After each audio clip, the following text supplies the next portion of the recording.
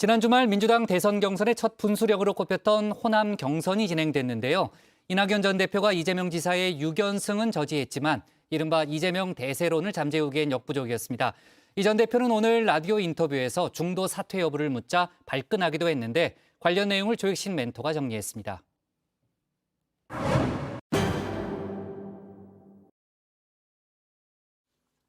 민주당 대선 경선의 첫 분수령이라는 평가를 받았죠. 호남의 선택, 역시나 전략적이었습니다. 의원직을 내놓고 영산강에 배수진을 친 이낙연 전 대표. 고향인 광주 전남에서 첫 승리를 안겨줬죠. 덕분에 이재명 경기지사의 경선 6연승을 저지했습니다. 오늘 더 큰 희망의 불씨를 발견했습니다. 후보들의 진면목을 시간이 갈수록 점점 더 많이 아시게 되고요. 그런데 이 희망의 불씨, 기세가 좀 약했습니다. 이 지사와의 표차 122표에 불과했죠. 결국 호남 평야를 지나지 못하고 전북에서 사그라졌는데요. 득표율 54.55%, 큰 격차로 이 지사가 다시 1위 자리를 탈환했습니다. 호남 전체로 봐도 이 지사가 이 전 대표를 앞섰습니다.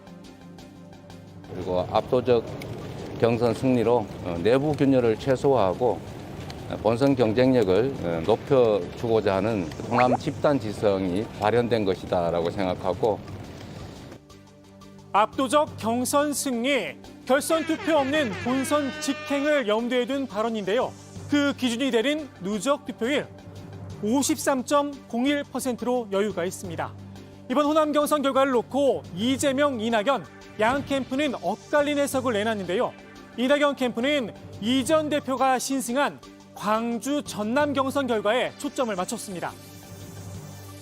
이거 그냥 여기서 끝내기는 조금 불안하다. 이게 그 광주 전남 민심의 핵심이었습니다. 그래서 이번 그 광주 전남 경선의 중요한 점은 결선 투표가 필요하다라고 하는 호소가 그게 먹힌 거예요. 전략적 투표를 해왔던 광주와 전남이 결선 투표에 힘을 실었다는 겁니다. 반면 이재명 캠프는 대세론을 다시 한번 확인했다는 입장입니다. 광주와 전 남북을 합친 호남의 선택은 이재명이었다는 점에 방점을 찍었는데요.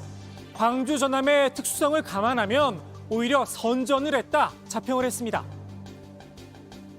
우리 이낙연 후보님께서 전라도 지사도 하셨지 않습니까? 또 거기서 국회의원도 3선인가 4선 하셨고, 뭐 이런 걸 모든 것을 감안해서 바라본다 그러면 저는 뭐 이재명 후보가 상당히 선전을 한 것이고. 호남의 선택이 참으로 절묘하고 신묘했다는 평가도 함께 내놨습니다.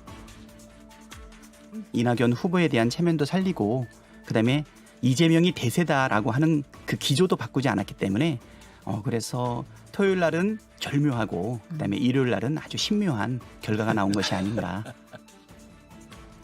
호남 경선을 앞두고 불거진 대장동 의혹, 이재명 캠프에서도 걱정이 컸는데요. 일단 호남의 선택에 안도하는 모습입니다.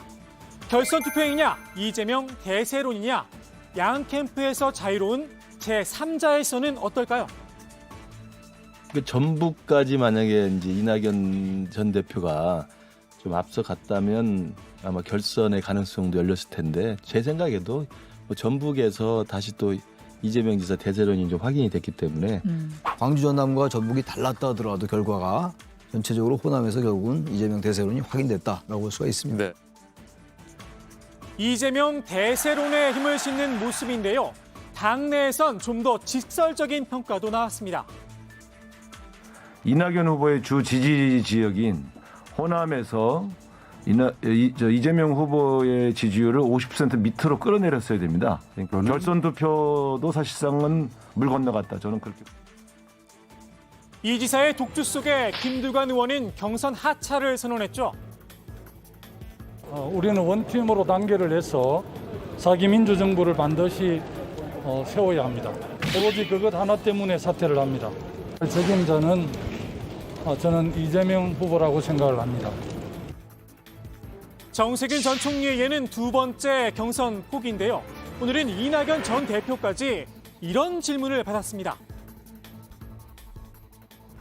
최 최소한 이낙연 후보님 의지에는 변함이 없다 이렇게 보면 됩니까? 그런 질문을 마구 하십니까? 미안하지 않으세요?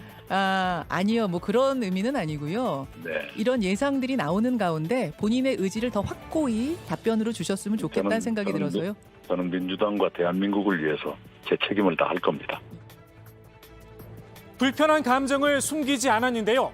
아직 대선까지 5개월이나 남았다며 그 사이에 무슨 일이 벌어질지 모른다 목소리에 힘을 줬습니다. 그 무슨 일? 아마도 대장동 의혹을 염두에 둔 듯합니다. 지금은 큰 그림 중에 코끼리라 치면 코끼리 다리도 나오고 코끼리 귀도 나오고 하는 상황이겠지요. 그러나 언제일지 모르지만 코끼리 전체가 그려지지 않겠나 싶으네요. 차차 모습이 드러날 거다. 어렴풋하게나마 짐작은 하고 있다. 슬쩍 용기를 피웠는데요. 그런데 이 코끼리 이재명 캠프에선 주인이 따로 있다는 입장이죠. 대장동 개발 사업과 관련해서 뭔가 부정한 이익이 공유되지 않았나. 그 주체가 이재명이다라고 하는 맹공이 있었는데 네. 오히려 자꾸 캐면 캘수록 국힘 관련자들만 나오게 되고 네. 첫 번째로 드러난 그 내용은 바로 퇴직금 50억이었던 것이거든요. 이낙연 캠프에선 이번 주말 50만 명이 참여하는 2차 슈퍼위크 투표에 희망을 걸고 있는데요.